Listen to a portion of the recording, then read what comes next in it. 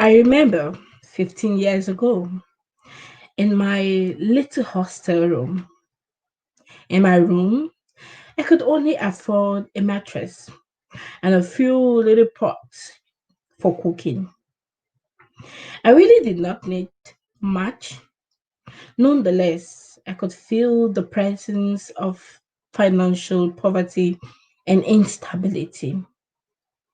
Oftentimes, I could not even pay my rent. And somehow, the universe had its way to bring people around me who would help me pay my rent. And oftentimes, I will promise them to pay back. And just as I'm about to pay him back, they often said, "It was a gift. Don't bother."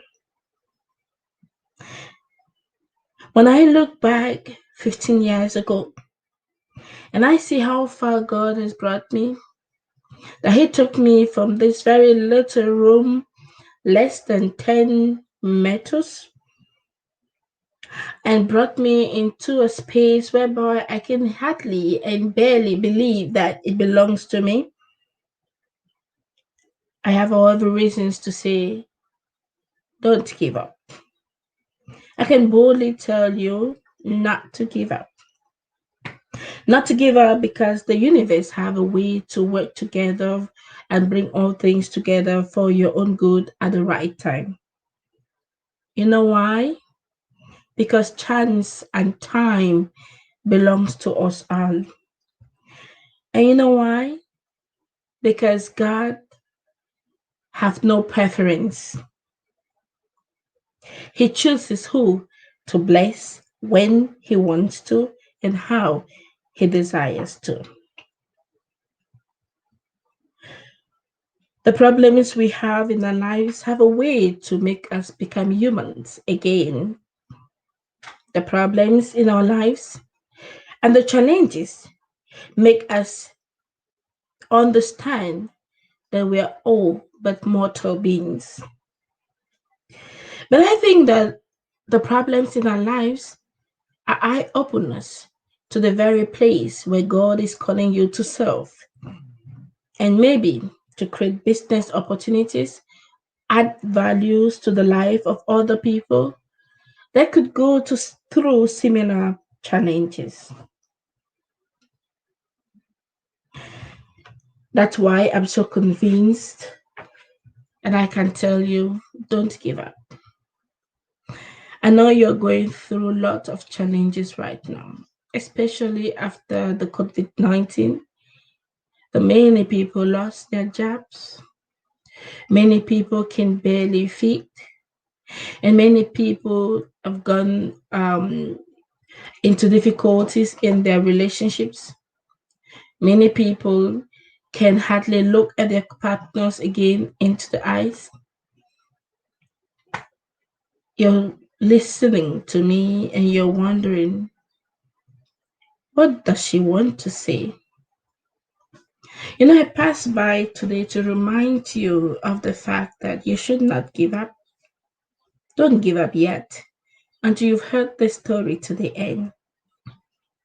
You know, when I hardly could pay my rent, I thought it was because I was single and I had no jobs and I had no possibilities to work to pay for my rent. Later in the years, as year went by, God blessed me with a very handsome and godly man. When we got married, I thought that things were going to change automatically, but I realized that things did not really change. Each time we were looking for an apartment, we were going to pray as though we were expecting the next millions in our account by magic, by miracle, whatever. Why? Because the system had a way to discriminate the African young man or young woman to have the privilege to get a good apartment. So one day we found favor. We went into this apartment, and the lady who was living there and who was about to leave told us she would do everything in her powers to conserve the house or again the apartment for us. And indeed, when we deposited our documents, she refused that no other person was going to come look at the apartment except us. And that is how we got our very first apartment as couples. But the day we set our feet into that apartment, my husband and myself were sworn and said we were going to, if God was going to bless us, provide homes for the less privileged in the society. I don't know, maybe today is that day for you. Maybe today is the day that you're going to, from this challenge you're going through, from the problems that you're going through right now. Maybe this is just the moment that you're going to take up the decision to say, I am going to be a helper to another person. Maybe this is just the moment that you are waiting to say, my problems will become an additional values to another person's life. Maybe this is the time that you are waiting and you have been waiting to say, enough is enough. And I'm going to transform this problem that I am having, this challenge that I am facing right now, into a business opportunity and add value into the life of somebody. But I just passed by, my friend, to tell you, don't give up yet.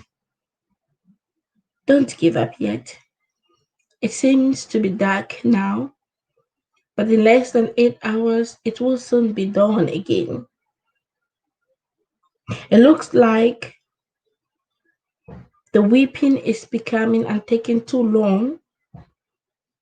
I know it looks like the feelings and the feelings of rejections are taking too long.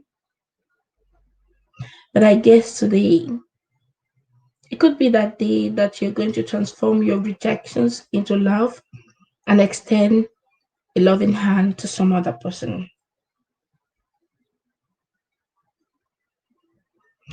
I want to encourage you not to give up. I want to encourage you to believe that all things are working in your favor.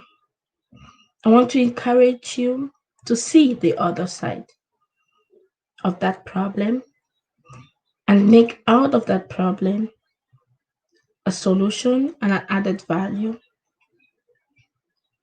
Yes, I want to encourage you that despite the fact that it looks like it's very dark, all things will be fine again. This is a good news. Don't give up yet. Keep that faith moving. You alone are seeing that end, and you're seeing that it's coming to a good end. Keep sowing, even though the soil seems to be unfruitful. Keep sowing. Don't give up yet.